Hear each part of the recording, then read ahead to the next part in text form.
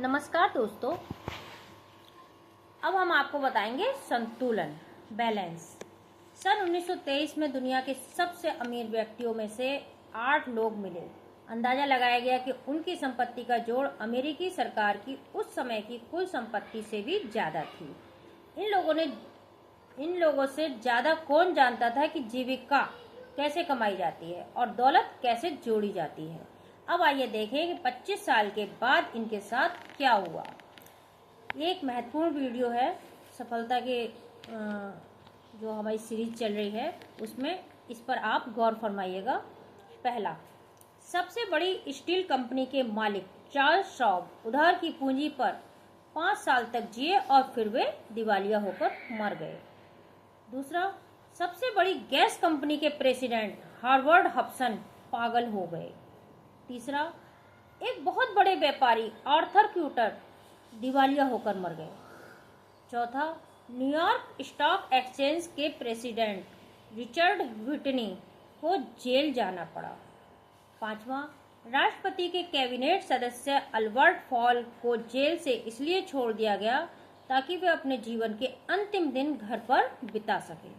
6, wall street के सबसे बड़े सट्टेबाज जेसी लिवरमोर ने आत्महत्या कर ली।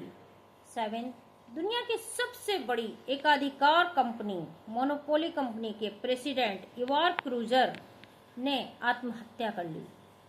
8, बैंक ऑफ इंटरनेशनल सेटलमेंट के प्रेसिडेंट लियोन फ्रेजर ने भी आत्महत्या कर ली। ये लोग पैसा कमाने में तो माहिर थे, लेकिन ये भूल गए थे कि जिंदगी को कैसे बनाया जाए। ऐसे ही कहानियां लोगों के मन में भ्रम डालती हैं कि पैसा ही सब बुराइयों की जड़ है, पर यह सच नहीं है। इनकी समस्याओं की वजह पैसा नहीं था। पैसा भूखे को खाना, गरीब को दवाई और जरूरतमंद को कपड़ा देता है, लेकिन पैसा सिर्फ लेन देन का जरिया है। दरअसल उन्होंने पैसा कमाने के लिए जिंदगी की 5 तीलियां, जो बाकी की 5 तीलियां थीं, उनकी जरूरत को नजरअंदाज किया और यही उनके पतन का कारण बना। हमें 2 तरह की शिक्षा चाहिए, एक वह जो हमें रोजी रोटी कमाना सिखाए और दूसरी वो जो हमें जीने का ढंग सिखाए। कुछ ऐसे लोग जो अपने काम में इतने व्यस्त होते हैं कि वे अपने परिवार, सेहत और सामाजिक जिम्मेदारियों को नजरअंदाज कर देते हैं। मजे की बात यह है कि उनसे पूछने पर कि वे ऐसा क्यों करते हैं, उनका जवाब होता है कि वे ये सब अपने परिवार के लिए ही तो कर रहे हैं। जब हम घर से निकलते हैं तो हमारे बच्चे सो रहे होते हैं और जब हम घर लौटते हैं तब भी वे सो रहे होते हैं। 20 साल बाद हम पाते हैं कि वे सभी हमें छोड़कर चले गए हैं। अब हमारा परिवार ही नहीं रहा।